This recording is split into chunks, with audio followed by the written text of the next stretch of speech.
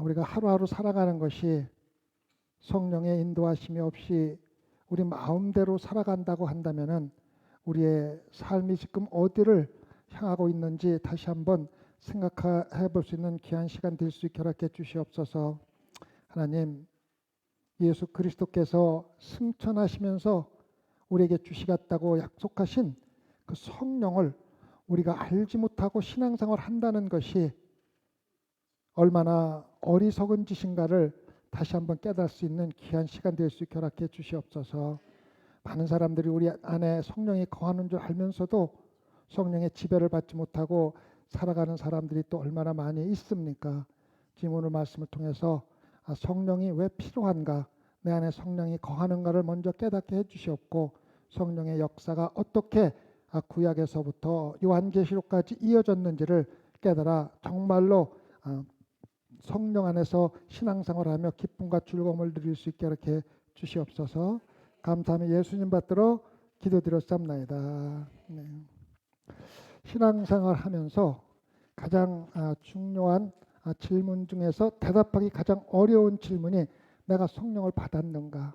각자 성령 받은 것에 대한 기준이 틀리고 생각하는 게 틀리기 때문에 어떤 때는 받은 것 같고 어떤 때는 안 받은 것 같기도 하고 성령이 떠나간 것 같기도 하고 온 것도 같기도 하고 어떤 때는 성령 안에서 살아가는 것 같기도 한데 어떤 때는 전혀 성령하고 관계없는 신앙생활 할 때도 많이 있습니다.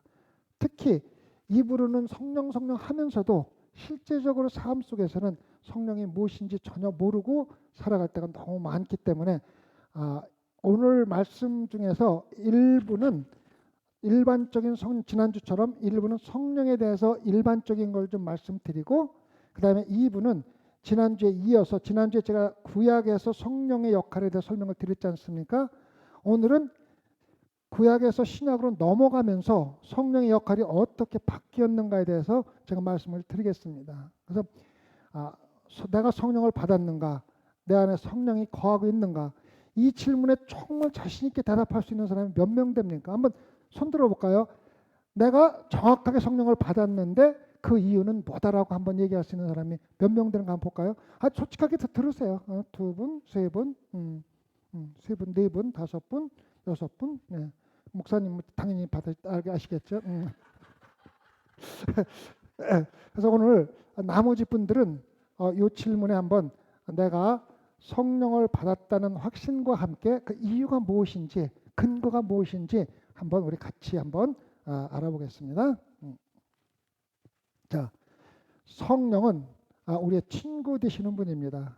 우리와 가장 친한 우리가 살아가면서 가장 친한 분이 바로 성령입니다. 그래서 우리가 질문해야 될 것은 우리가 신앙생활 하면서 진짜 성령이 필요한가? 이것이 질문이 아니라 성령이 없이 우리가 어떻게 신앙생활을 할 수 있는가? 어떻게 이분 살아갈 수 있는가?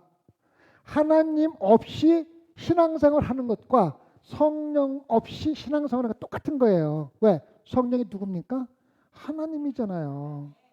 그리고 예수님께서 가시면서 뭐를 약속했습니까? 성령을 주겠다고 약속하고 가셨기 때문에 우리가 성령을 그냥 우리가 말하는 어떤 신비한 일이나 그런 게 아니라 근본 본성은 하나님이잖아요.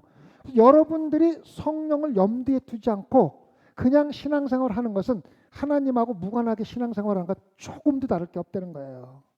그래서 성령은 우리와 함께 하시는 우리의 가장 친한 친구입니다.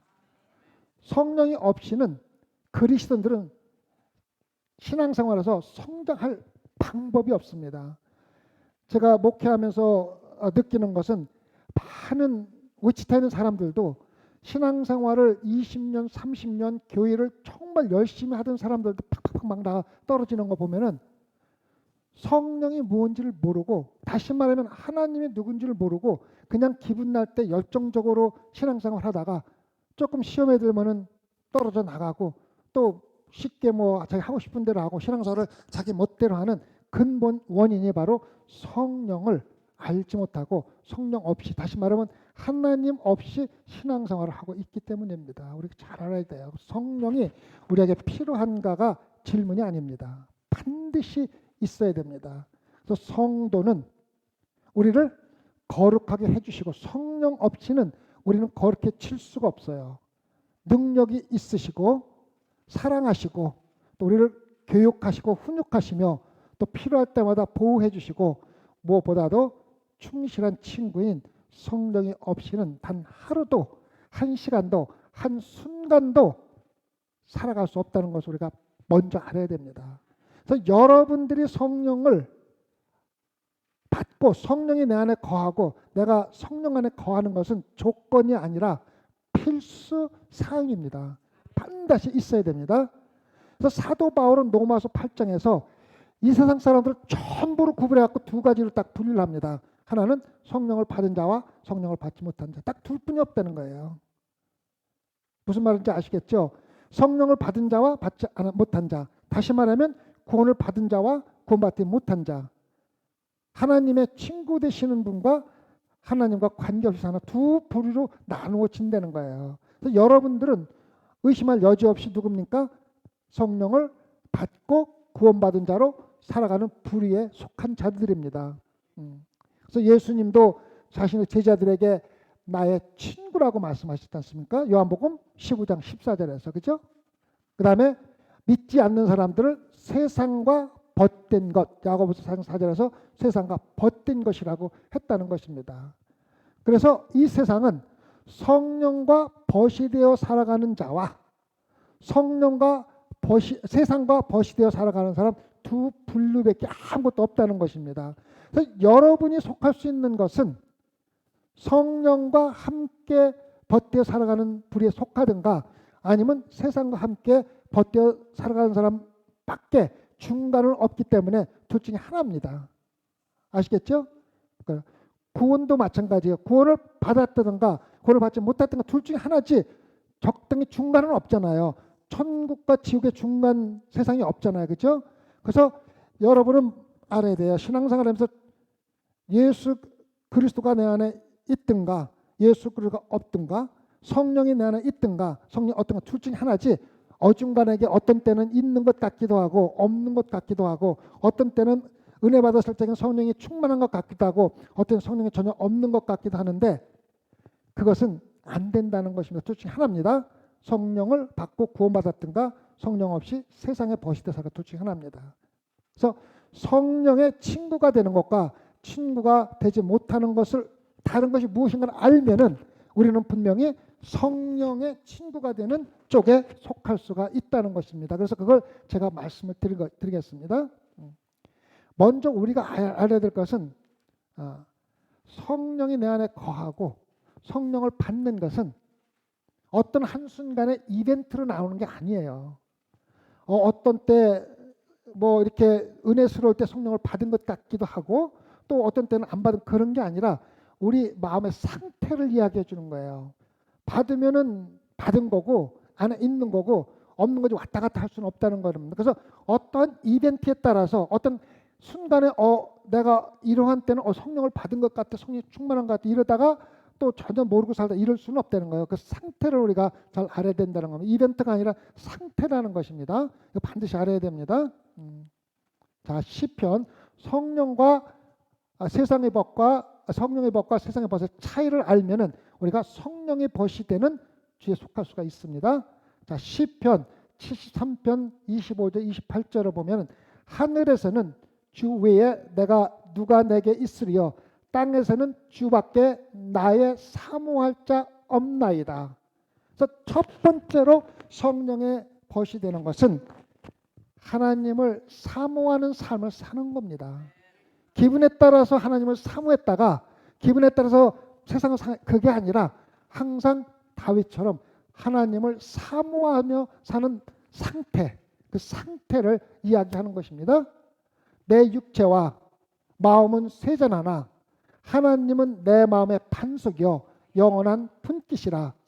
대저 주를 멀리하는 자는 망하리니 음녀같이 주를 떠난 자를 주께서 다 멸하셨나이다. 하나님께 가까이함이 내게 복이라. 내가 주 여호와를 나의 피난처로 삼아 나의 모든 행사를 전파하리이다. 하나님을 사모하는 삶을 사는 그 자체입니다. 그렇죠? 로마서 10장 1절입니다. 형제들아, 내 마음에 원하는 바와 하나님께 구하는 바는 이스라엘을 위함이니 곧 저희로 구원을 얻게 함이라.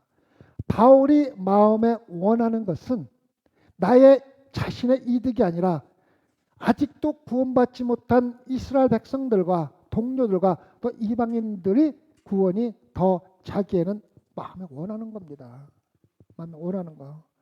그래서 성령을 받은 자는 항상 내가 얼마나 좀 편하게 살을까, 어떻게 쉽게 신앙생활할까, 이게 아니라 아직도 구원받지 못한 사람들이 구원받는 것이 내 소원이 되는 겁니다. 그래서 내 소원은 수시로 바뀌면 안 돼요.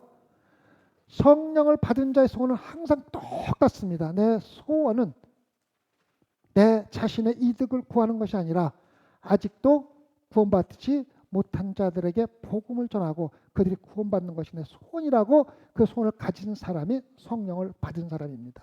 성령이 안에 있는 사람입니다. 고린도후서 5장 9절을 보면 그런즉 우리는 거하든지 떠나든지 주를 기쁘시게 하는 자 되기를 힘쓰노라. 하나님을 기쁘게 하는 것이 나의 소원이며 내가 전적으로 하나님께 헌신한 것이 나의 욕망이라고 고백하는 자가 성령을 받은 자입니다. 그래서 이러한 마음은 내가 어떤 때는 막 기분 좋을 적에는 내가 하나님을 섬기고 싶은 마음이 막 들어왔다가 또 기분 나쁜 나가 이런 게 아니라 나는 항상 하나님을 기쁘게 하시고 내가 전적으로 하나님께 헌신한 것이 내가 열심히 안 하고 그게 중요한 게 아니라 내 욕망이 항상 하나님을 섬기는 것이 나의 최고의 욕망이라고 고백한 사람이 성령에 있는 것입니다. 그래서 성령은 순간에 무슨 영적인 무슨 신비하게 해서 나에게 나와가지고 그 성령을 받고서 내한테 거하는 게 아니라 이러한 마음의 상태를 가진 그런 사람이 성령이 내 안에 거하는 것이며 영원히 함께 거하는 겁니다. 제가 다 마음에 드세요. 하나님을 사모하는 삶을 사는 자, 내 이득이 아니라 다른 사람들의 구원과 복음 전하는 것이 내 소원인 사람, 그 다음에 하나님을 기쁘게 하는 것이 나의 소원이며 전적으로 하나님께 헌신하는 삶을 사는 것이 내 욕망이다. 물론 내가 그렇게 살지는 못한다 할지라도 그 욕망은 가지고 있는 거예요. 아시겠죠? 성령이 내 안에 거하시기 때문에 성령이 그렇게 주지 않으면 그런 마음이 생길 수가 없고 성령이 주지 않으면 일시적으로 하나님을 사모할 수는 있지만은 내 마음에 사모하는 하나님 사모하는 마음의 상태가 계속해서 유지되지는 않는다는 겁니다. 그다음에 세상의 법과 성령의 법과 생각해 로마서 8장 5절입니다. 육신을 쫓는 자는 육신의 일을 영을 쫓는다는 영의 일을 생각하나니. 그래서 성령이 마음에 있는 사람은 항상 영적인 것을 생각하며 산다는 겁니다. 그래서 생각한다는 마음은 마음을 정한다는 것입니다. 마음을 정한다는 것은 그 사람이 어떠한 성향의 사람이냐는 것을 결정해 준다는 것입니다. 맨날 도둑질하는 것만 생각하고 사는 사람은 도둑놈이에요. 죄송합니다. 도둑놈이에요. 그럼 뭐 어쩔 수 없는 거예요.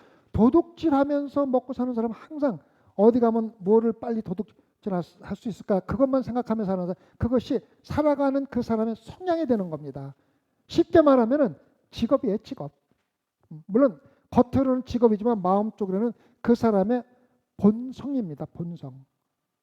그래서 사람의 마음을 차지하는 것을 의미하면서 여러분이 무엇에 집착을 하고 살아가느냐가 바로 생각하다, 마음을 정하다. 그래서 세상적인 것에 집착하고 사는 사람은 세상의 벗이 되는 거고 하나님의 영적인 것에 집착하며 사는 사람들은 여러분은 성령의 인도하심을 따라서 사는 사람입니다. 그 상태를, 그 사람의 성향, 본성을 이야기하는 것입니다.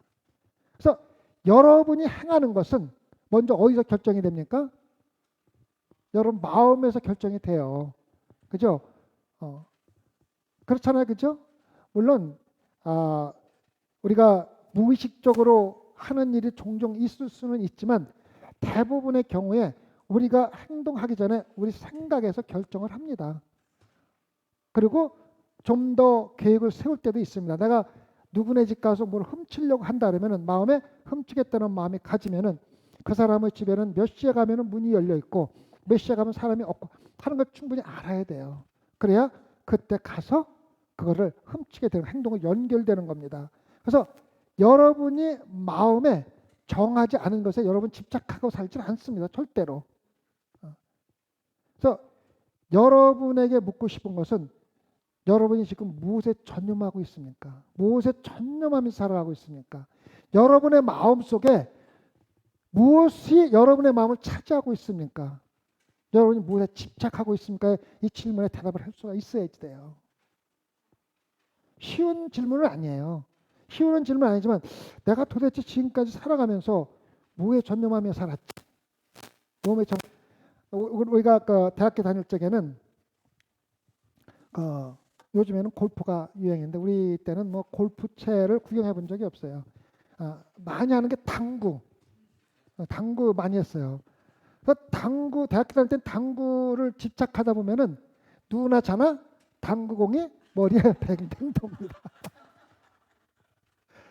거기 집착하고 사는 거예요. 거기에. 그래서 내가 무엇에 집착하고 사는 따라서 바로 내 마음이 거기에 있게 되고 그것에 전념하게 되는 거거든요. 똑같은 거예요. 여러분이 세상적인 것에 전념하고 세상 것을 마음에 두고 있으면 여러분은 세상의 벗입니다. 그러나 누구나 자나 말씀을 묵상하고 내가 어떻게 하면 저 사람들에게 전도할 수 있을까? 어떻게 하면 하나님을 기쁘게 할 수 있을까? 이러한 생각이 내 마음을 점령하면은 여러분은 물을 것도 없이 뭡니까? 성령이 지배를 받는 성도들입니다.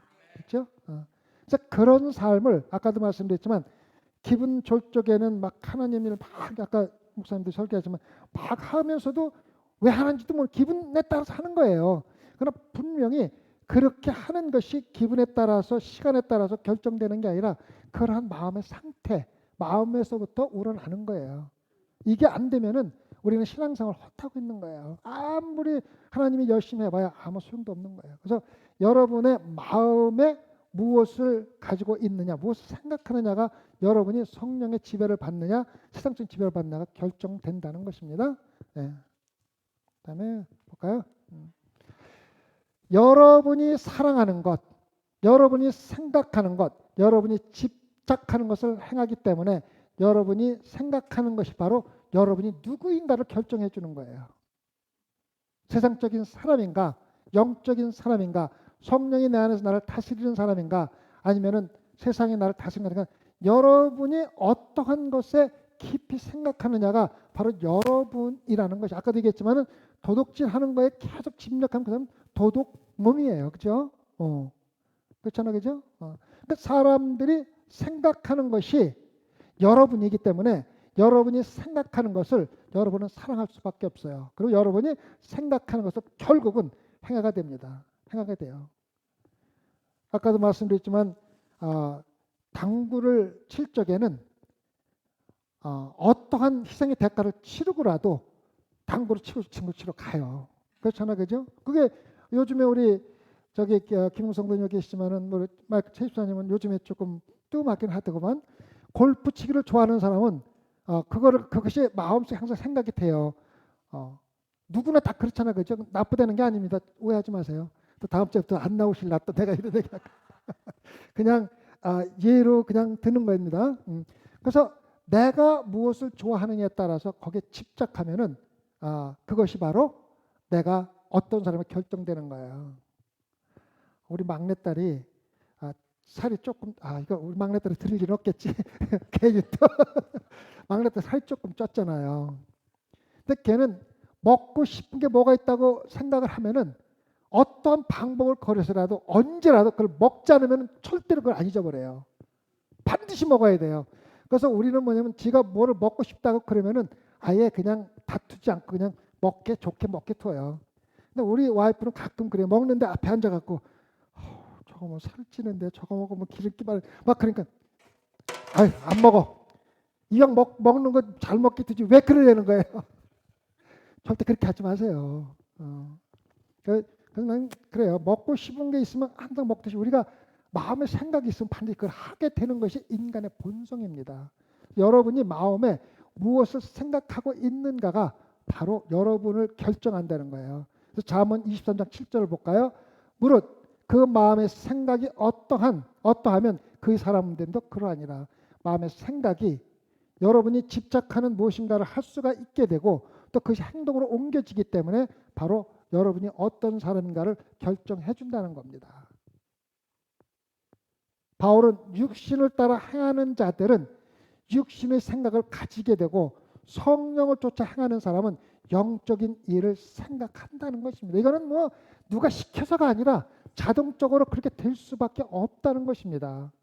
여러분의 마음의 생각은 여러분이 누구이며 여러분이 어떤 사람이 되었는지를 나타내주는 가장 가까운 도구가 되는 것입니다. 그래서 여러분이 성령을 받기를 원하고 또 내가 분명히 성령이 받은 것이 분명하다면 여러분의 생각 속에는 항상 하나님을 기쁘게 하는 것, 하나님은 어떻게 하면 저 죽어가는 영혼들을 내가 구원할 수 있는가, 어떻게 하면은 내가 하나님과 함께 벗되어 살 수 있는가를 갖다 마음에 두고 있으면은 여러분이 마음에 갖고 있는 것이 신앙생활에서 자동적으로 나타난다는 것입니다. 마음의 생각입니다. 아시겠죠? 여러분의 마음에 생각하는 것이 여러분의 행동 방식을 한두 번 하는 게 아니라 그것이 그 사람의 삶이 되는 겁니다. 행하고 말하고 느끼는 것에 동기를 부여합니다. 아까도 목사님도 말씀을 하셨지만은 우리가 그렇게 하면서 죄책감을 덜 받기 위해서 그거에다가 합리화를 시키고 그게 동기를 받고 그것에 즐기게 되는 것입니다. 그래서 나한테 삶의 영향을 주는 사람이 누구인가를 결정하는데 굉장히 치명적인 역할을 한다는 것입니다. 아까도 말씀드렸지만은 우리 아들이 어렸을 적에는 차를 참 좋아했어요. 그거 보면은 차의 특성이라든가 모델별로 상상하지 못할 정도로 많은 걸 갖다가 모집을 해놓고서 그걸 가지고 있어요. 우리 지금 큰 손자가 우리 큰딸 아들이 지금 8살인가 9살인데 걔는 어렸을 때부터 지금 엄마가 왜 포키만을 그렇게 사줬는지 아주 포키만의 대가에 대가. 책이 이렇게 두꺼워요.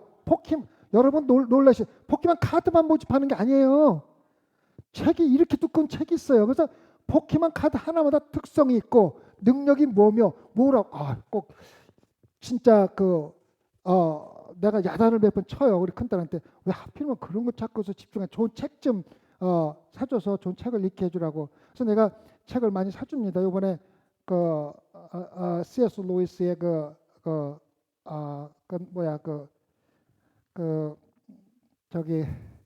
유명한 있어요. 사단 지금 깜빡 잊었는데 하나님과 사단의 싸움하고 결정하는 그런 나니아인가? 예, 그게 책이 10몇 권인가 있어요. 그래서 세트를 내가 사줬어. 그래도 뭐 갖다 놓으면은 보겠지. 그리고 뭐 사주고 나면은 돈만 낭비할 수는 없잖아. 그래서 맨날 물어보지. 봤냐? 조금 봤대. 봤냐? 조금 많이. 왜 못 봐? 그러니까 포키만 때문에 못 본대. 그래서 포키만하고 나냐고 전쟁이 벌어졌어요. 이번 젊은 애들이 포켓몬이나 이런 것에 대해서 그렇게 심각하게 생각을 안 하더라. 그냥 게임이고 재밌게 하는 건데 그걸 뭘 그렇게 심각하게 우리는 그렇게 심각하게 생각하는데 그렇게 생각을 안 하는 거예요.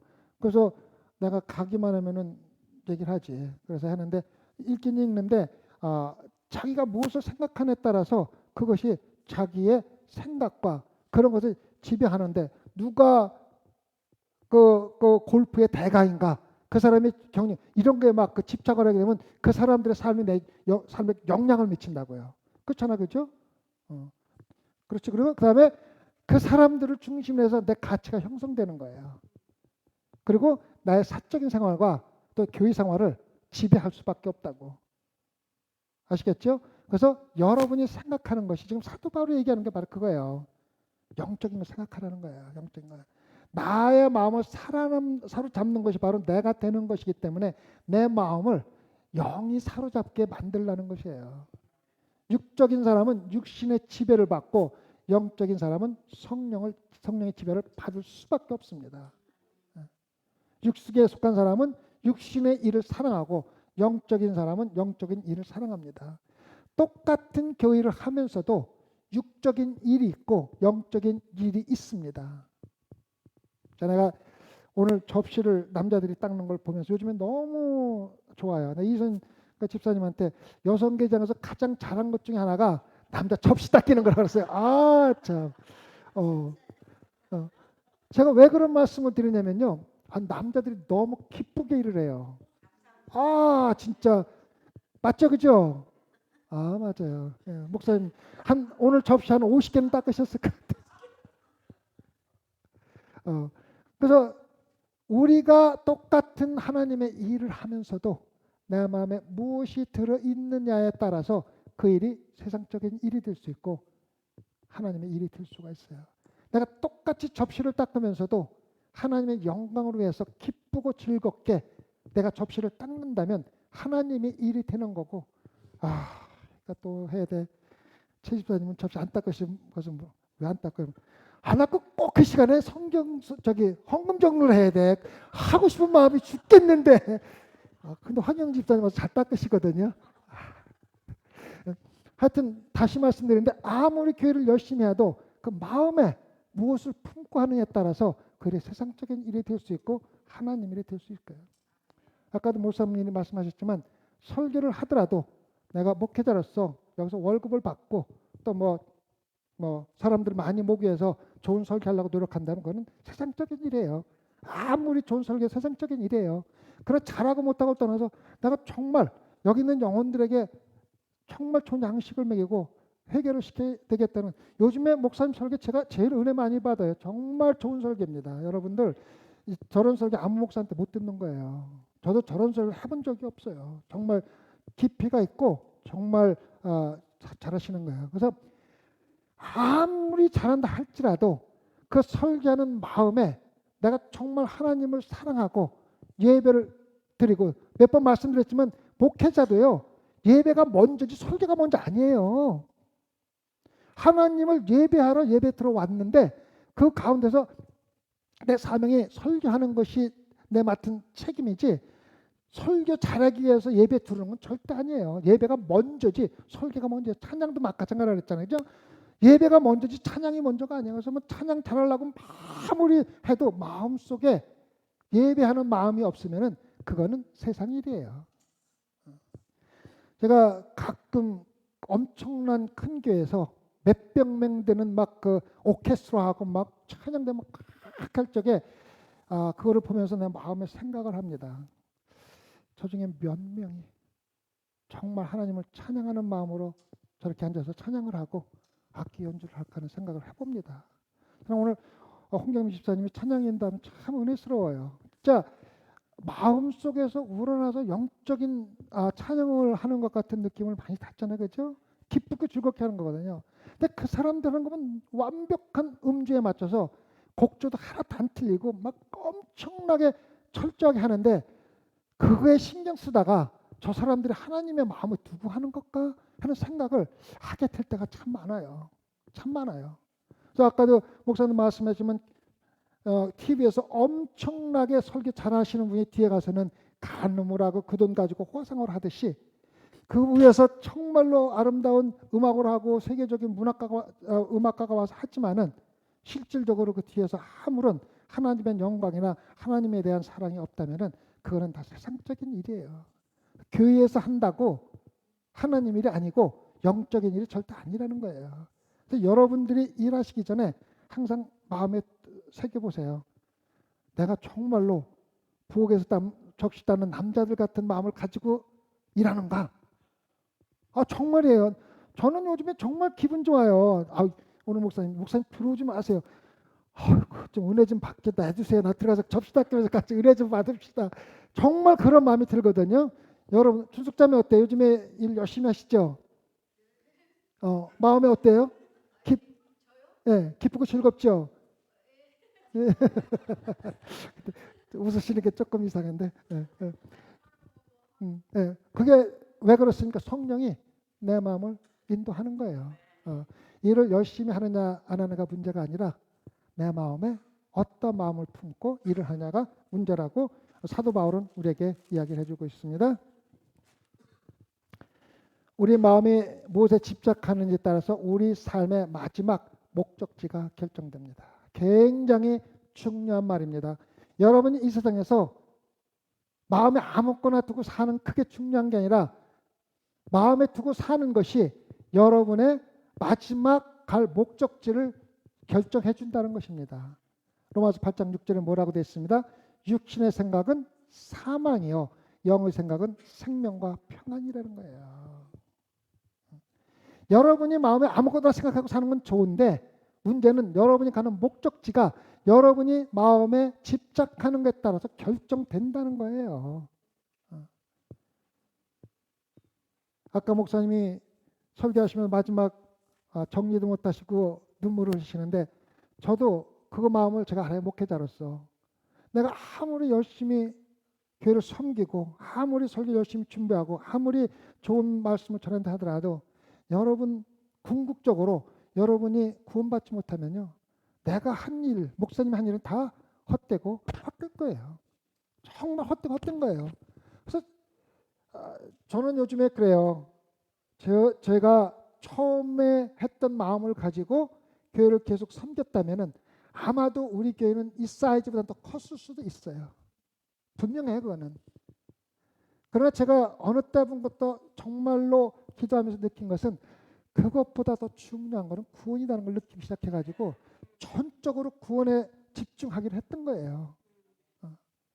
그래서 특히 구원은 내가 결정할 수 있는 사항이 아니에요. 나는 그저 말씀을 선포하고 복음을 전하는 것뿐이지 실질적으로 여러분의 구원을 결정해 주는 것은 여러분의 안에 있는 여러분을 다스리는 성령이 결정해 줍니다. 예. 그래서 육신의 생각은 사망이요 영의 생각은 생명과 평안입니다. 그래서 여러분이 무엇을 집착하고 살고 있는지 내 마음속에 무엇이 있는지 항상 점검하면서 살으라는 것입니다. 육신의 열매는 사망입니다. 문자 그대로 죽음과 같은 상태입니다. 물론 우리가 나중에 육체적으로 죽어서 지옥에 가는 것도 사망이지만 여러분들이 지금 영이 지배하지 않는 삶을 사는 것은 죽은 삶과 조금도 다른 것이 없다는 거예요. 그래서 지금 여러분이 영의 지배를 받지 않고 살면 죽은 상태의 삶입니다. 성령의 생명이나 하나님의 영의 일을 경험할 수가 없습니다. 다시 말하면 여러분이 살아가면서 신앙생활하면서 마음에 하나님께서만 줄 수 있는 기쁨과 즐거움을 느끼지 못하고 항상 힘들고 고난하고 피곤한 가운데서 신앙생활할 수밖에 없는 거예요. 가끔 교회 늦게 나오시는 분들한테 왜 늦게 나오셨어요? 물어보면 일이 너무 바쁘고 힘들어서 피곤해서 조금 늦잠 잤어요. 그래요. 물론 피곤하고 뭐 먹고 살아야 되니까 일 열심히 하고 좀 늦잠 자는 건 이해는 해요. 그러나 그 늦잠이 결국 나를 지옥으로 인도할 수 있다는 그것을 알고 해야 돼요. 제가 말씀드리는 것은 5분 10분 늦고 이르고가 아니라 여러분의 마음속에 세상에서 먹고 사는 게 너무 집착하다 보니까 영적인 것은 뒤로 밀려났다는 얘기거든요. 그렇잖아요. 그렇죠? 저는 요즘에 우리 양상옥, 양요셉 두 분 계신데 죄송합니다만은 참 토요일 날 그 1시간 반 운전해서 와서 같이 예배 드리고 같이 교제하고 이렇게 왔다 가시고 사모하는 그 모습을 보면은 여기서 더군다나 사업하시면서 거기서 여기 와 계신 동안에 그쪽에서 해야 될 일을 못하면은 누군가 딴 사람은 물질적인 낭비도 있을 거고 뭐가 있겠지만은 그 영적으로 사모하는 것이 더 크기 때문에 삶의 우선권이 영인 것에 있기 때문에 온다는 걸 저는 잘 알아요. 참 잘 알아요. 저는 요즘에 참 기쁘고 즐거운 게 뭐냐면은 우선 좋은 목사님 오신 것도 참 좋지만 여러분들이 오신 목사님에 대해서 정말 기쁨과 즐거움을 하나가 돼서 일하는 모습을 보면은 저는 너무 기쁘고 즐거워요. 얼마나 기쁘고 즐거운지 몰라요. 계속해서 그렇게 해주는. 그래서 그 일이 있는 일이란 방법은 성령이 여러분 안에 있기 때문에 그 증거예요. 증거예요. 뭐 최 목사님이 완벽하시겠습니까? 그렇지만 부족한 것을 보는 것, 물론 저보다는 많이 나시지만은 부족한 것을 보기보다는 장점을 많이 보시고 서로 기도하면서 메꿔 나가는 그 모습들이 제가 이상적으로 목회자 교체를 하는 그러한 모습과 똑같은 모습을 보는데 그것이 어디서 나오면 여러분 안에 있는 성령에서 나오는 거예요. 아셔야 돼요. 이거는 여러분이 부정할 필요가 없습니다. 그다음에 성령의 열매는 뭐라 그랬어요? 생명과 평안입니다. 미래 삶과 미래 평안이 아니라 믿는 자들, 내 성령이 내 안에 있는 사람은 매일매일 영적인 경험 가운데서 내 마음에 삶과 또 평안이 있어야만 합니다. 특히 하나님께서 주시는 평안이 우리 안에 있어야 됩니다. 성령을 받지 못하고 성령의 안에 거하지 않는 사람은 결국 영원한 사망, 즉 영원한 지옥에 가게 되는 것입니다. 그래서 성령을 받아야 되냐 안 받아야 되냐 그걸 따질 이유가 없어요. 간단해요. 받으면 천국이고 못 받으면 지옥이에요. 왜? 성령의 생명이 여러분과 저에게 있어야만 그것이 참된 영원한 생명입니다. 성령의 생명 외에 영원한 생명은 없다는 거예요. 다시 말하면 영원한 생명은 우리가 죽지 않고 영원히 사는 것이 아니라 하나님의 생명을 우리가 갖는 거예요. 그거 아셔야 돼요. 그래서 천국에 가면은 시계가 착각 지나가서 영원히 늙지 않고 죽지 않고 그게 아니라 하나님의 나라에 사는 것은 시계가 없는 거예요. 태양이 없는 거예요. 어떻게 빛을 받치니까 하나님의 영광의 빛이 천국을 불태우는 거예요. 그래서 저는 기도할 때마다 그거 생각하면 너무 기분이 좋아요. 하나님의 영광에 비치는 밝음이 무엇인가? 이것 좀 경험하고 싶다. 그것이 바로 성령이 내 안에 있으면은 말씀 가운데 우리 경험할 수 있다는 겁니다. 상상해 보세요. 하나님의 영광의 빛이 밝히는 그런 세상에서 한번 살고 싶지 않으세요? 그러면은 성령이 우리 안에 있어야 돼요. 알겠죠? 여러분의 목적지는 어디입니까? 여러분의 목적지는 어디입니까? 로마서 8장 11절입니다. 예수를 죽은 자 가운데서 살리시는 이의 영이 너희 안에 거하시면 그래서 예수를 죽은 자 가운데서 살리시니가 너희 안에 거하시는 그 영으로 말미암아 너희 죽을 몸도 살리시리라. 성령. 예수님 부활 누가 시켰습니까? 몰라요? 예수님 탄생 누가 시켰습니까? 성령으로 잉태하사. 예수님 부활도 성령이 부활시킨 거예요. 그래서 예수님을 탄생시킨 성령이 여러분과 저를 영으로 거듭나게 하시고 탄생시키시고 그 다음에 예수 그리스도를 부활시킨 성령이 예수 그리스도를 죽은 자 가운데 살리신 이가 즉 성령이 여러분과 저도 부활시킨다는 것입니다. 그래서 여러분과 여러분 안에 성령이 없으면 여러분은 부활도 없고 새나라와 새 땅도 없고 아무것도 없는 거예요. 계속해서 말씀드리는 건 뭐냐면 성령은 우리가 받아도 좋고 영적으로 능력 있는 사람이 성령 받는 거 아니에요. 그거 한국 사람들 그거 정말 조심해야 돼요. 성령은 믿는 자 누구에게나 주어지는 게 성령이에요. 영적으로 뛰어나고 뭐 영적으로 뭐 진짜 뭐 신부라든가 뭐 교황이 이런 식으로 영적으로 뛰어난 사람이 성령 받는 게 아니라 모든 예수 그리스도를 믿는 모든 성도들 신자들은 성령이 반드시 안에 거해야만 우리가 예수님이 재림하실 때 예수님과 함께 들려 올라가서 부활하는 겁니다. 생명을 주시고 생명을 가진 성도의 삶을 인도하시고 영원히 능력을 주시고 부활시키는 성령을 주신 하나님께 우리는 감사하며 세상적인 것이 아니라 영적인 것을 추구하며 신앙생활을 해야 하는 겁니다. 이 세상에서 여러분과 저희 살아가면서 생명과 평안이 반드시 우리 마음에 있어야 합니다. 그거는 성령께서만 줄 수가 있는 것입니다. 자, 여러분은 성령을 받았습니까? 여기에 대한 직접적인 대답보다는 다음 대답에 한번 대답해 보세요. 근본적으로 왔다 갔다 하는 게 아니라 근본적으로 하나님을 사모하며 살고 있습니까? 아멘. 나의 이득보다는 다른 사람들의 구원이나 영원한 생명을 진심으로 원하며 그들에게 복음 전하는 것을 갈망하며 살고 있습니까? 아멘. 하나님을 기쁘게 하시는 것이 나의 소원이며 주님께 전적으로 헌신하는 것이 나의 욕망입니까? 아멘. 나의 마음에 하나님께 주시는 평안이 있습니까? 여러분이 매일매일 무엇을 사모하며 살고 있습니까?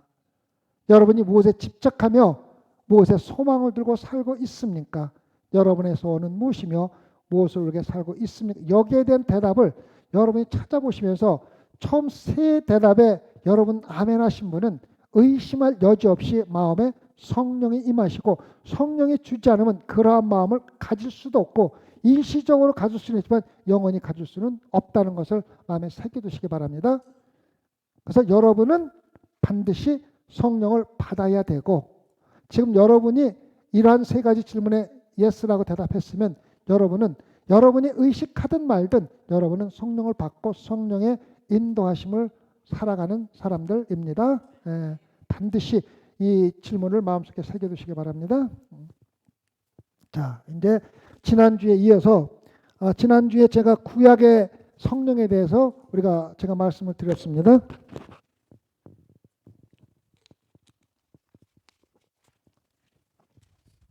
오늘은 성령 사역의 변화, 구약 시대에서 새 언약의 시대로 어떻게 변했는가 구체적으로 좀 알아보겠습니다.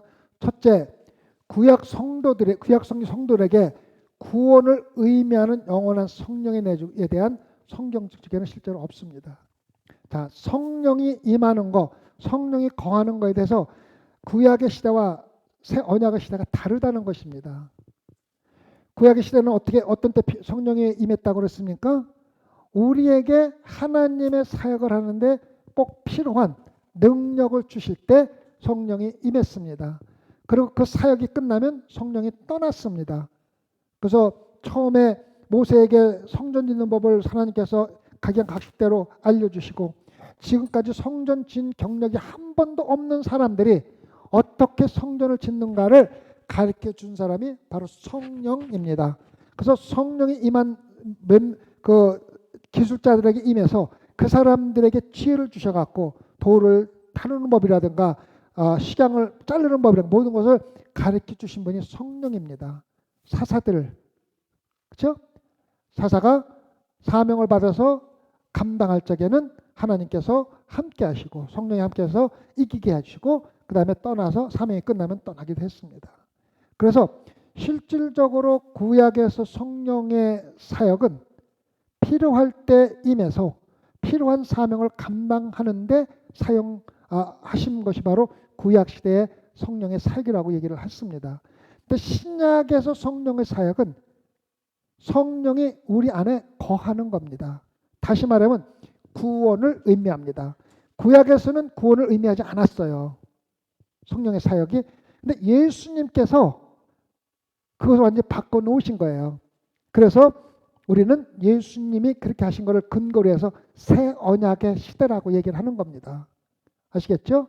다시 말씀드립니다. 구약의 시대 때는 성령의 의미가 우리 안에 임한다는 의미가 구원을 의미하는 것이 아니라 필요한 사명을 책임을 감당하기 위해서만 우리 안에 거했습니다. 그러나 예수님이 초기 사역에서 영광을 받으신 후에 놀라운 새 방법으로 신자들에게 성령을 주겠다고 약속하셨으며 그 성령이 우리 안에 영원히 거한다는 예수 그리스도의 말씀에 따라서 성령의 사역이 바뀐 것입니다. 이거 우리가 분명히 알아야 됩니다. 요한복음 7장 37절에서 39절입니다. 명절 끝날 곧 큰 날에 예수께서 서서 외쳐 가라사대 누구든지 목마르거든 내게로 와서 마시라. 나를 믿는 자와 성경의 이름과 같이 그 배에서 생수의 강이 흘러나리라 하시니 이는 그를 믿는 자의 받을 성령을 가리켜 말씀하신 것이라. 예수께서 아직 영광을 받지 못하신 거로 성령이 아직 저에게 계시지 아니하시더라. 예수님께서 이 말씀을 하실 때는 아직 새 언약의 시대가 아니라는 것입니다. 예수님께서 이 말씀을 하실 때는 아직도 구약의 시대라는 것입니다. 그 근거가 바로 아직 영광을 받지 못하신 거로 저희는 계시하였다. 그러면 예수님이 영광을 받는 것이 뭡니까? 언제 예수님께서 영광 받으셨다고 성경에 기록되어 있습니까? 예수님께서 승천하실 때입니다. 예수님께서 승천하실 때 예수님께서 영광을 받으셨다고 말씀하셨으며, 예수님이 승천하시면서 자기의 자리를 대신해서 바로 성령을 우리에게 부어주신 겁니다. 이 구절은 예수께서 말씀하실 당시에 여전히 구약 아래에 있는 신자들이 성령을 받지 못하고 있음을 암시해주고 있는 것입니다. 아시겠죠? 셋째, 세상을 떠나 아버지께로 돌아가실 때가 이른 줄 아시고 예수님은 더욱 놀라운 발표를 하셨습니다. 요한복음 14장 16절에서 17절입니다.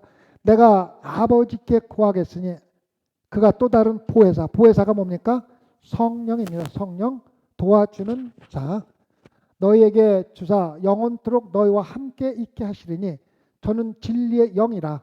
세상은 능히 저를 받지 못하나니 이는 저를 보지도 못하고 알지도 못함이라.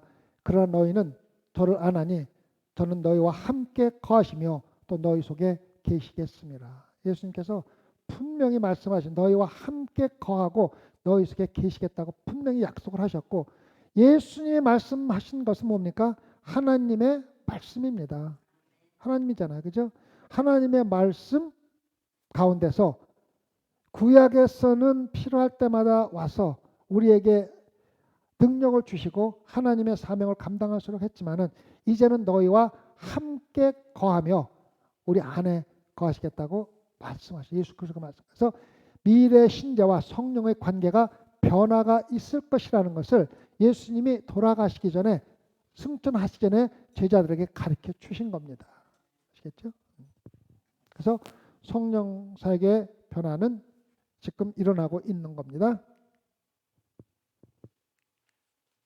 넷째는 구약 시대에서 새 언약의 시대로 전환되는 동안 바울이 신자들에게 물은 시험 질문은 사도행전 19장 2절입니다. 너희가 믿을 때에 성령을 받았느냐. 지금 과도기가 되는 거예요. 성령을 못 받고 세례 요한의 세례만 받고 아직도 하나님을 믿는 자들이 있었고, 또 새로운 언약에 따라서 성령을 받고 성령세를 받고 신앙생활하는 사람이 있었다는 거예요.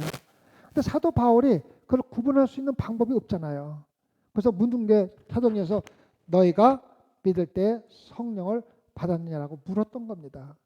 그래서 그 사람들이, 어떤 사람들은 받았다고 얘기를 했고 어떤 사람은 나는 성령의 세례를 알지도 못한다고 그랬어요. 그래서 아니라고 대답했을 때는 당신은 아직까도 옛 구약의 옛 언약의 성도며 더 많은 가르침과 사역을 통해서 성령세를 받을 필요가 있다는 것을 분명히 가르쳐 준 게 사도 바울이잖아요. 그렇죠? 사도행전 19장 4절에서 6절입니다. 바울이 가로되 요한이 회개의 세례를 베풀며 백성에게 말하되 내 뒤에 오시는 이를 믿으라 하였으니 이는 곧 예수라거늘 저희가 듣고 주 예수의 이름으로 세례를 받으니 바울이 그들에게 안수하며 성령이 그들에게 임하심으로 방언도 하고 예언도 하니라고 얘기했습니다. 자 보십시오. 성령을 받는 방법이 뭡니까? 예수 그리스도를 믿는 거예요. 믿음이 우리가 성령을 받도록 하는데, 우리가 믿음에 대해서 우리가 잘 알아야 됩니다. 우리의 믿음이 어떤 것을 바꾸는 게 아니에요. 예를 들어서 우리 믿음이 비진리였던 것을 진리로 바꾸는 게 아니에요. 우리가 믿든 안 믿든 예수 그리스도의 진리는 그대로 있는 거예요. 우리 믿음과는 아무 관계없이 진리는 진리인데 우리가 그 진리를 받아들일 때 바로 성령이 우리 안에 임하는 거예요. 그래서 많은 사람들이 내가 믿으면 무언가 바꾸는 거라고 생각을 하는데 그게 아니에요. 내가 바뀌는 거예요. 내가 바뀌고 진리는 그대로 있는 거예요. 진리는 아무도 바꿀 수도 없고 바뀔 필요도 없는 거예요. 그래서 예수 그리스도가 십자가에서 돌아가시고 여러분과 저에게 영원한 생명을 주셨다는 것은 진리며 우리가 믿든 안 믿든 그 진리는 변함이 없는 거예요. 아시겠죠? 그래서 여러분과 제가 믿는 믿음이 무언가를 바꾸는 것이 아니라 있는 진리를 그대로 받아들이는 것뿐이라는 것을 우리가 알아야 됩니다. 그래서 예라고 대답했다면 그들이 새 성도, 언약의 성도라고 분명히 이야기를 했던 것입니다. 그래서 구약에서 새 언약으로 바뀌는 과정에서 성도를 구별하는 방법은 뭡니까? 너희가 믿을 때에 성령을 받았느냐, 성령을 받았느냐. 그래서 예 받았습니다 하면은 당신은 예수 그리스도의 새 언약의 성도입니다. 받지 노라고 얘기하면은 아직도 세례 요한의 물의 세례밖에 알지 못하니까 지금부터 예수 그리스도를 배우고 성령 세례를 받으십시오 하고 새 언약의 시대로 넘겨주는 역할을 사도 바울과 베드로가 한 겁니다. 아시겠죠?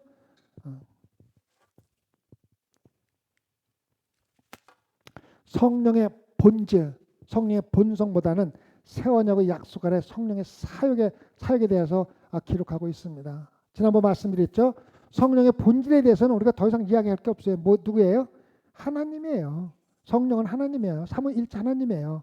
그런데 시대에 따라서 하나님의 성령님이 하는 역할이 조금씩 달랐다는 거예요. 좀 달랐다는 거예요. 그래서 성령의 본질은 시간에 따라서 바뀔 수가 없어요. 하나님은 창세 전부터 성령은 하나님이시고 요한계시록 말까지 성령 하나님은 하나님이에요. 그 본질은 바꿀 수도 없고 항상 똑같습니다.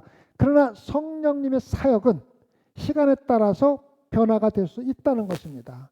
그래서 여러분과 제가 지금 공부하고 있는 것 시대에 따라서 성령의 사역이 어떻게 변했으며 지금 성령의 사역은 무엇이고 우리가 어떻게 성령과 함께 그 사역을 감당할 것인가 우리가 공부를 하는 겁니다. 자, 마음에 새겨두세요. 성령 하나님의 본질은 시간에 따라 전혀 변하지 않는 거기 때문에 우리가 더 이상 공부할 필요가 없고 본질 알잖아요. 성삼위일체 하나님. 그 다음에 성령 사역이 구약 시대와 또 새언약의 시대와 요한계시록의 시대와 쭉 거쳐서 어떻게 변했는가를 알면서 지금 성령 사역이 어떤 것을 하며 우리가 그 성령 사역에 합당하게 신앙생활을 하고 있는가를 확인하는 것입니다. 새언약은 하나님께서 구약에서 이스라엘 민족과 맺으신 취소할 수 없는 언약 중에 하나입니다. 하나님께서 이스라엘 백성들과 언약의 약속을 하십니다. 그리고 하나님께서 이스라엘 백성을 택하셔가지고 자기가 계획했던 새하늘과 새 땅을 이루는데 사용하셨다고 말씀하셨습니다. 근데 여러분과 제가 알다시피 이스라엘 백성들은 엄청나게 하나님을 대적하고 하나님을 불신하고 엄청난 삶을 살아왔다는 거예요. 그래서 어떨 때는 하나님께서 막 화도 내시고 버리기도 하시고 벌도 하시고 막 하지만은 결국은 하나님과 계속 대적을 하잖아요. 심지어는 하나님의 아들인 예수 그리스도를 십자가에 못 박혀 죽이기도 하잖아요. 그렇다고 하나님께서 내가 실수를 했어. 잘못된 사람을 택했어. 바꿔야지. 이게 아니라는 거예요. 하나님은 전지전능하신 분이기 때문에 이스라엘 백성을 택할 적에 이미 그것을 다 알고 택하셨고 그것을 통해서 이스라엘 백성들에서 결국은 이스라엘 백성들을 통해서 새하늘과 새 땅이 이루어지는 거예요. 나중에 맨 마지막에 이스라엘 백성은 회개하고 돌아와요. 성경에 돼 있어요. 지금도 마찬가지예요. 여러분과 저 소망교 성도들을 택해서 사용하고 계시지만은 우리가 얼마나 자주 하나님을 대적합니까? 하나님을 실망시킵니까? 그렇다고 이선 집사 관둬 집에 가서 쉬어 그렇게는 안 하시잖아요. 그래 조금 용기 내 힘내 이렇게 하면서 또 계속 시키잖아요. 그래서 이선 집사에게 맡긴 하나님의 사명은 이선 집사가 잘하든 못하든 결국은 끌고 나가서 한다는 거예요. 이것이 여러분과 제가 다 똑같다는 거예요. 이 목사인 제가 아무리 무능력해도 일단 택해서 쓰셨다면은 끝까지 나에게 맡긴 사명을 다듬어서 끌고 나간다는 거예요. 약하잖아요. 근데 이스라엘 백성 똑같다는 거예요. 이스라엘 백성도. 예레미야서 31장 33절과 34절을 보면 나 여호와가 말하노라. 그러나 그날 후에 내가 이스라엘 집에 세울 언약은 이러하니 곧 내가 나의 법을 그들의 속에 두며 그 마음에 기록하여 나는 그들의 하나님이 되고 그들은 내 백성이 될 것이라. 그들이 다시는 각기 이웃과 형제를 가리켜 이르기를 너는 여호와를 알라 하지 아니하리니 이는 작은 자로부터 큰 자까지 다 나를 알미라. 내가 그들의 죄악을 사하고 다시는 그 죄를 기억하지 아니하리라. 여호와의 말씀이라. 약속하셨고 그대로 지키셨잖아요. 그죠? 예수 그리스도를 통해서 말씀하셨잖아요. 예수 그리스도를 믿는 자들에게 내가 더 이상 너희들의 죄를 기억하지도 않고 앞으로 지을 모든 죄까지 다 용서해 주시겠다고 말씀하셨잖아요. 그죠? 그래서 하나님이 계획하신 것은 그 사명을 맡은 사람이 좀 잘못하고 삐뚤어지고 실족한다 할지라도 그냥 버리고 마는 게 아니라 그 사람을 또 이렇게 세우고 또 체벌도 하시고 용기도 주시고 여러 가지 방법으로 그 사람을 써서 결국은 하나님의 사역을 만들어낸다는 것입니다. 그래서 하나님의 택함을 받는다는 것이 얼마나 무서운 것인가를 우리가 알아야 돼요. 저는 신앙생활을 어렸을 적에는 못 해봤어요. 미국에 와서 신앙생활을 시작했는데 뭐 30발에서 시작했는데 뭐 여러분 알다시피 처음 신앙생활하면 조금 뭐 그렇잖아요. 그죠? 이렇게 알아가면서 하는데 저는 신앙생활을 시작하면서 제가 목회를 할 것이라고는 상상도 못 해봤고 꿈에도 꿔보지 못했어요. 정말로 나는 특히 한인의 목회하는 데는 요구 조건을 단 한 개도 만족을 못해요. 저는 성격도 급하지, 찬양인도도 제대로 못하지, 말도 막 함부로 하지. 제가 한인교회에 목회하기에 합당한 조건은 단 한 개도 갖지 않았는데 하나님께서 사명을 주시니까 제가 도망갈 구멍이 없어요. 그런데 참 묘한 것은 그 가운데서도 하나님께서는 내가 가지고 있는 장점을 이용해서 하나님이 계획하셨던 것을 이루시더라고요. 성전을 짓는 것이 참 어렵습니다. 그리고 성전 짓는 것을 가장 사탄이 방해를 제일 많이 하잖아요. 근데 성전을 몇 년 치면서 쭉 들여다보면은 하나님께서 하시지 않았으면 절대 이루어질 수 없는 그러한 사역이 다 이루어졌더라고요. 심지어는 교회 다니지 않는 사람도 와서 밤새도록 일하고 하기도 하고 또 생전 구두쇠같이 살던 사람이 와서 헌금도 하기도 하고 뭐 진짜 우리가 상상할 수 없는 일들이 많이 일어나는데 그 가운데서 저는 그래도 좀 고지식 하잖아요. 좀 뭐 한 번 하면은 또 하는 저기가 있잖아. 그러니까는 그 성격을 쓰셔가지고 중간에 포기하지 않고 하도록 만드시더라고요. 저도 뭐 마음속으로 얼마나 많이 포기했겠어요. 내가 뭐 누구 말 맞다는 아쉬운 것도 없고 먹고 살만하고 아유 관두자. 그래 할 수도 있었지만은 포기하는 마음도 하나님께서 안 주시면 못하는 거예요. 여러분들이 소망께서 일하면서도 하나님께서 포기하는 마음도 주지 않으면은요 포기할 수도 없어요. 알고 하세요. 잘못되면 요나같이 바닷물에 던짐을 받을 수 있습니다. 그래서 우리가 하나님께서 한번 택한 사람은 부족하더라도 그 사람이 가지고 있는 장점을 이용해서 끝까지 이루시기 때문에 여러분이 받은 사명은 자원해서 열심히 하시고 하나님께 영광 돌리고 여러분들도 기쁘게 감당할 수 있기를 부탁을 드리겠습니다. 구약에 나타난 새 언약의 조항들이 있습니다. 첫 번째는 새 마음을 통한 변화입니다. 새 언약의 중심은 새 언약을 통한 변화입니다. 다시 말하면 여러분과 저의 삶이 거듭나야 됩니다. 완전히 그냥 조금 변하는 게 아니라 완전히 바뀌는 것입니다. 예레미야서 24장 7절입니다. 내가 여호와인 줄 아는 마음을 그들에게 주어서 그들로 전심으로 내게 돌아오게 하리니 그들은 내 백성이 되겠고 나는 그들이 하나님이 되리라. 여러분과 저는 하나님의 백성이 된 것이고 하나님은 우리의 하나님이 되신 겁니다. 이거는 아무도 바꿀 수도 없고 뺏어갈 수도 없어요. 그래서 우리는 하나님의 우리 안에 계시고 그들을 마음에 주신다 그랬잖아요. 우리 안에 계신 게 뭡니까? 성령이에요. 성령을 주셔서 전심으로 여호와 하나님만 섬기는 겁니다. 아까도 말씀드렸지만 성령 받았다는 증거 중에 하나가 뭡니까? 하나님을 전적으로 기쁘게 하는 거예요. 그다음에 죄의 완전한 용서를 약속하셨습니다. 예수 그리스도는 여러분과 저의 죄를 적당히 용서해 주신 게 아니에요. 예수님이 십자가에 돌아가시기 전에는 어떻게 죄사함을 받았습니까? 영원한 죄사함은 없었어요. 어떻습니까? 1년에 한 번씩 제사를 드리면서 죄사함을 계속 받아야 했어요. 그래서 영원한 죄사함은 예수 그리스도 혼자서만 할 수 있습니다. 바로 새 언약의 조항입니다.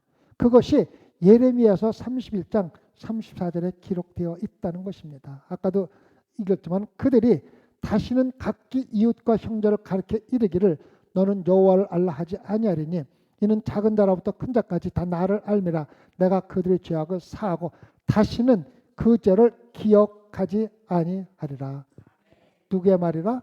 여호와의 말이라. 하나님이 거짓말도 안 하시고 다른 말을 안 하시잖아요.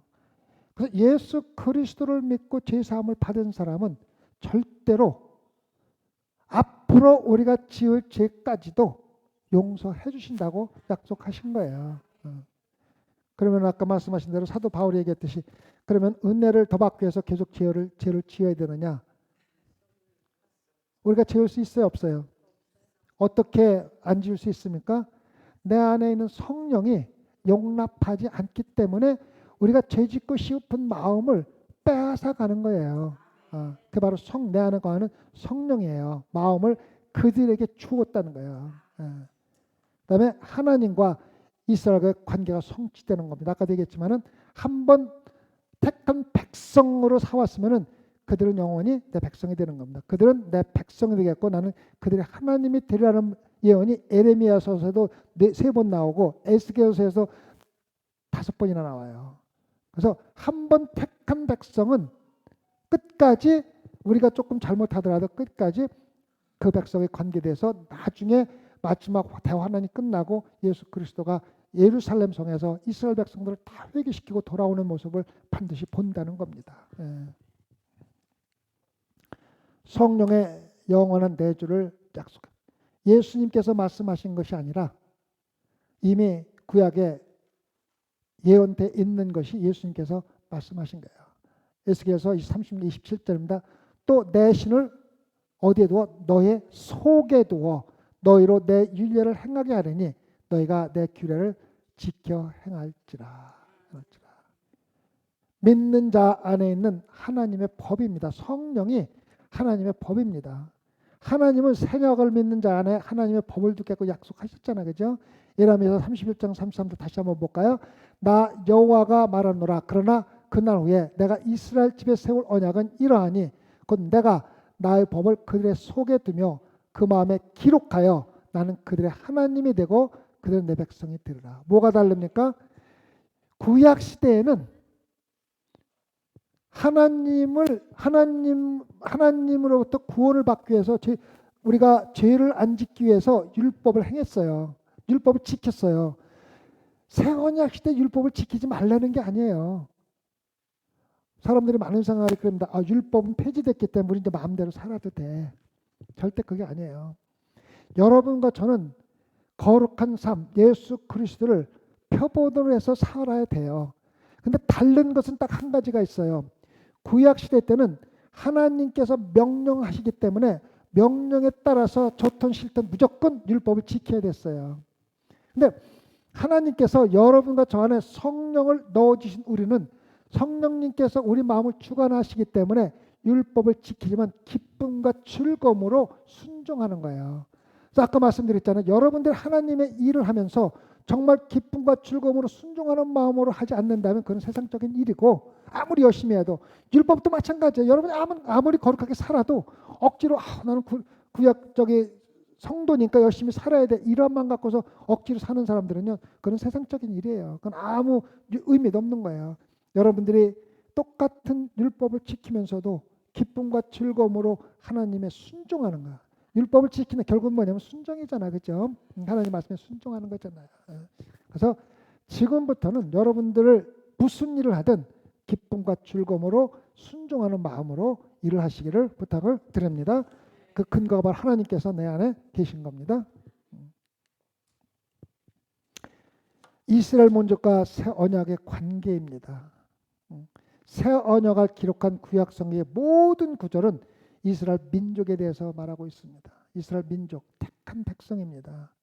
그래서 끝까지 이스라엘 백성을 통해서 많은 사람들이 착각을 해요. 새 언약 시대 때는 이스라엘 백성들이고 그 이후로는 아니다 이렇게 생각하는 사람들이 많은데, 결국은 모든 구원의 사역을 마지막까지 마치는 게 이스라엘 민족을 껴안고 거예요. 그래서 에라미에서 31장 31절에서도 에스겔서 31장 15절 28절에서도 새 언약을 약속하시면서 항상 누구하고 약속하시냐면 이스라엘 민족하게 하시는 거예요. 언약의 성취와 심판과 세상으로 흩어진 후에 민족이 다시 모이고 약속의 땅으로 회복될 것을 기록하고 있는 거예요. 이스라엘 백성들을 어려움 가운데 세계 만방으로 흩트겠다는 것도 하나님의 계획 가운데서 하신 거고, 흩어져 있는 그 민족을 다시 모아서 새하늘과 새 땅을 이루는 것도 하나님께서 약속하신 약속에 따라서 이루어진 것이라는 것을 여러분이 알아야 된다는 겁니다. 이사야 선지자는 새 언약에 대해서 적어도 5번을 언급하는데 모두 이스라엘 민족을 대상으로 언급을 합니다.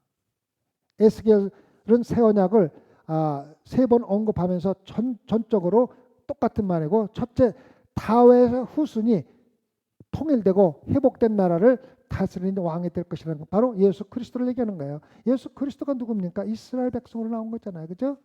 둘째, 이스라엘이 회복될 땅은 각 12지파들에게 나누어졌던 가나안 땅, 지금 팔레스타인 땅으로 확인해 주는 게 바로 새 언약의 구약에 나오는 새 언약의 약속들입니다. 그래서 결국은 이스라엘 백성들이 처음에 약속했던 가나안 땅, 팔레스타인 땅에 모여서 하나님께서 마지막 새하늘과 새 땅을 예루살렘에 세운다는 겁니다. 아시겠죠? 그래서 많은 사람들이 구약만 이스라엘 백성이고 새 언약은 아니라고 생각하는 분들이 많이 있는데, 결국은 끝까지 요한계시록의 마지막까지 또 각 지파에서 12,000명씩에서 14만 4천 명도 다 이스라엘 백성들과 관련이 되는 겁니다. 그래서 아까도 말씀드린 하나님께서 한번 택한 백성은 그들이 잘못됐더라도 변덕 다시 걷어 쓰신다는 거예요. 그래서 심지어는 이스라엘 백성들을 세계 만방으로 흩어진 것도 이사야서에 계획되어 있는 하나님의 계획에 따라서 이루어진 것임을 깨달으시기 바랍니다. 이스라엘 민족과 새 언약은 하나님께서 그 백성에게 그처럼 놀라운 약속을 하도록 인도하는 이 나라의 특별한 점은 무엇입니까? 뭐가 잘나서, 이스라엘 백성들이 뭐가 잘나서 그 사람들을 이렇게 막대한 일을 시킵니까? 주님은 자신의 이름과 거룩함을 열방에 나타내는데 이스라엘 백성을 택해서 사용한 거예요. 이게 우리 지금 신앙생활 하는데 굉장히 장애가 돼요. 굉장히 훌륭한 목사님들이 엄청난 사람들에게 설교를 하고 교회를 운영하면서 자기가 잘나서 뭔가 특별나서 자기에게 그런 은사를 줬다고 착각하는 사람들이 많아요. 이스라엘 백성들이 평생 그렇게 살다가 하나님한테 되게 혼만나면서 살았잖아요. 우린 선민이야, 택하면 맨날 그렇게 살다가 두드려 맞고 그랬잖아요. 자, 에스겔서 36장 22절 23절 봅시다. 그러므로 너는 이스라엘 족속에게 이르기를, 주 여호와의 말씀에 이스라엘 족속아, 내가 이렇게 행하면 너희를 위함이 아니에요. 너희가 들어간 그 열국에서 더럽힌 나의 거룩한 이름을 위함이라. 자신을 위해서 하는 거예요. 열국 가운데서 더럽힘을 받은 이름, 곧 너희가 그들 중에서 더럽힌 나의 큰 이름을 내가 거룩하게 할지라. 내가 그들의 목전에서 너희로 인하여 나의 거룩함을 나타내리니 열국 사람이 나를 여호와인 줄 알리라. 나 주 여호와의 말이니라. 이스라엘 백성을 택한 중요한 이유는 이스라엘 백성들이 잘나고 똑똑하고 두뇌가 좋고 뭐란 게 아니라, 특별한 것은 하나님의 이름과 거룩함을 열국에 나타내기 위해서 택함 받은 쓰이는, 하나님 그랬죠. 심지어는 돌들도 할 수 있다 그랬잖아요. 그러니까 그것이 이유지 이스라엘 백성들이 잘난 게 아니에요.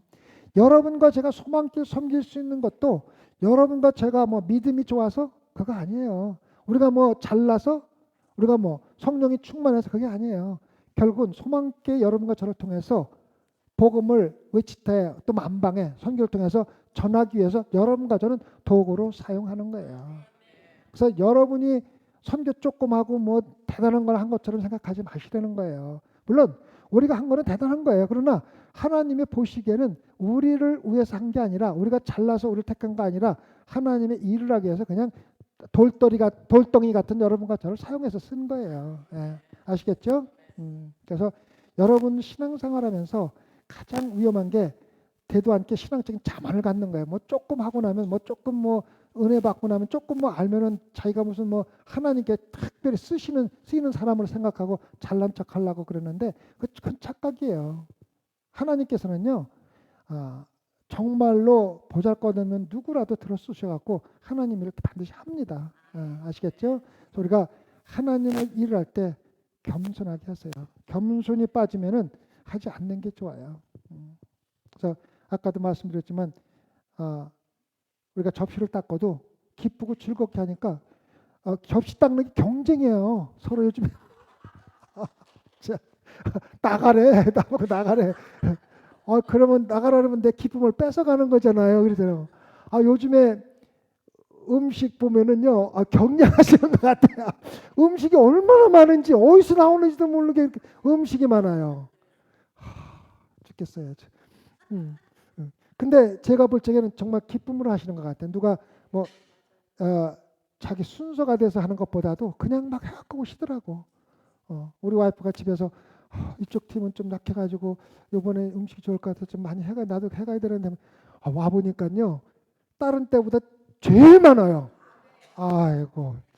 그래서 꼭 마음에 두세요. 기쁨을 하시고 나 같은 것도 정말 써서 사용하시는 하나님 영광 돌리게 하는 것 얼마나 가깝습니까? 그겁니다. 이스라엘 민족과 새 언약의 관계입니다. 신약은 여호와께서 이스라엘에게 맺은 언약이 취소될 수 없음을 확인해 줍니다. 신약에서도 하나님께서 이스라엘 백성과 맺은 언약이 계속 이어진다는 것을 확인해 주고 있습니다. 구약 선지자들만 한 게 아니라 로마서 3장 1절에서 4절입니다. 그런즉 유대인의 나옴이 무엇이며 할례의 유익이 무엇이며 이스라엘 백성들 아무것도 아니라는 거예요. 범죄에 많으니 첫째는 저희가 하나님의 말씀을 맡았습니다. 사명을 맡은 것 외에는 아무것도 할 길이 없다는 거예요. 어떤 자들이 믿지 아니하였으면 어찌하리요 그 믿지 아니함이 하나님의 믿음을 패하겠느냐 그럴 수 없느니라. 이스라엘 백성들이 전도를 잘못해 갖고 복음이 전해지지 않는다고 해서 하나님이 그걸 폐지하겠느냐? 그들이 잘못하면은 딴 도리라 써서 하겠다는 거예요. 그래서 이스라엘 백성들을 써서 결국은 새 나라와 새 땅을 이루는 하나님의 계획은 신약에 있는 사도 바울도 똑같이 말을 한 거예요. 로마서 11장 29절입니다. 하나님의 은사와 부르심에는 후회하심이 없느니라. 하나님께서 이스라엘 백성을 택할 적에 내가 이 백성을 택했어 후회하실 이유가 없다는 거 전지전능하시잖아요. 여성계 회장으로 택함을 받은 것도 하나님께서 후회 안 하세요. 다 마찬가지. 여러분과 제가 받은 어떠한 사명도 하나님께서 일단 맡겨놨으면 후회 안 하십니다. 반드시 일을 하고 마칠 수 있도록 인도하시고 이끌어주시고 보호해주시지. 조금 잘못했다고 인간들은 그러죠. 조금 잘못되면 간다. 네, 하나님은 절대로 그렇게 안 해요. 왜? 결국은 하나님은 전지전능하십니다. 다 약함을 아시고 쓰시는 거예요. 약함을. 새 언약은 장차 천년 왕국이 시작될 때 이스라엘이 하나 되어 죄에서 정결케 되고 성령이 내주하시며 메시아의 통치 아래 약속의 땅에 거하게 될 이스라엘 나라와 함께 궁극적으로 성취된다는 것을 로마서에서 이야기해 주고 있습니다. 로마서 11장 26절에서 27절입니다. 그리하여 온 이스라엘이 구원을 얻으리라. 하나님의 말씀이에요. 내가 기록된 바 구원자가 시온에서 오사 야곱에게 경건치 않은 것을 돌이키시겠고 내가 저희 죄를 없이 할 때 저에게 이루어질 내 언약이 이것이라 함과 같으니라. 다 이루시고 나서 봐라 이것이 내가 처음에 계획했던 내 언약이며 다 이루어졌다. 봐라라고 말씀하실 때가 반드시 오신다는 것입니다. 우리는 그런 소망을 갖고 사는 거예요.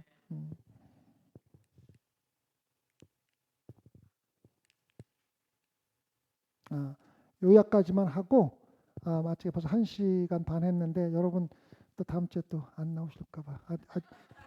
지난주까지는 제가 안 나오려고 그랬는데 지금 좀 많이 바뀌어가지고 여러분께서 하나님께서 또 우리 와이프를 조금 아프게 해가지고 안 나오게 하잖아. 싸우지 않잖아요. 집에 가면은 성령에 대해서 굉장히 민감하니까 말을 조심해야 되는데 제가 그걸 못 하잖아요. 그 말을 막 하니까 집에 가면 왜 그 얘기를 했어? 누가 상처받으면 어떻게? 안 해, 아니야. 네? 알아. 여기 계신 분들은 안 받아. 근데 또 우리 딸이 보고 상처받을까봐, 또 우리 와이프가 보고 상처받을까. 자, 요약하고 좀 마칩시다. 하나님께서 이스라엘 민족에 약속하신 언약이 있습니다. 언약이 있습니다. 야훼 하나님의 종인 이스라엘은 이 언약의 중개자 역할을 맡도록 보냄을 받았습니다. 이 사명에 관하여 종은 이스라엘 백성은 나라를 구원하고 다스릴 미래의 다윗의 후손으로 성경에서 말씀을 하시면 곧 예수 그리스도. 마태복음 1장에 뭐가 나옵니까? 다윗의 후손부터 여기 하나님의 족보가 나오면서 다윗의 후손에서 예수 그리스도가 나오는 거 나오잖아요. 그죠? 마지막으로 종은 언약과 함께 이방인을 향한 구원의 사역을 수행하여 땅끝까지 영적 분별력과 구원을 전하는 것을 마치게 됩니다. 그래서 이스라엘 백성들이 택함 받은 것은 하나님께서 실수하신 게 아니라 이미 다 알고 연약한 거 알고 하신 거고, 여러분도 마찬가지입니다. 여러분도 교회 일하다가 좀 어렵고 힘들고 좀 실패했다고 좌절하지 마세요. 한번 택하신 거는 하나님이 여러분의 부족함과 잘못을 알고 선택한 거니까 계속 기도하면서 일어나가시기 바랍니다. 다음 주부터는 새 언약과 교회의 관계, 새 언약과 성령의 관계에서 계속해서 우리가 이야기를 말씀을 드리겠습니다. 질문이 있습니까? 안 하시면 좋겠어요. 질문이 성령 질문은 좀 어려워. 같이 기도할까요? 주님 감사합니다. 이렇게 귀한 당신의 종들을 택하셔서 소망교회를 이끌어 나가시면서 하나님 교회에서 마땅히 해야 될 일을 맡겨주심을 감사를 드립니다. 주님, 어떤 때 우리는 부족할 때도 있고 넘어질 때도 있고 쓰러질 때도 있지만 모든 것을 알고 계신 전지전능하신 하나님께서 우리를 택했다는 것을 깨닫고 넘어질 때 말씀과 기도로 다시 일어날 수 있게 허락해 주시었고, 서로 위로하며 격려하여 일어날 수 있게 허락해 주시었고, 소망교회만은 정말로 하나님의 지체로서, 예수 그리스도의 지체로서 머리 대신 예수 그리스도를 아프게 하는 그러한 성도들이 없도록 주님 인도하여 주시옵소서. 감사함을 우리 예수님 받들어 기도드렸사옵나이다. 아멘.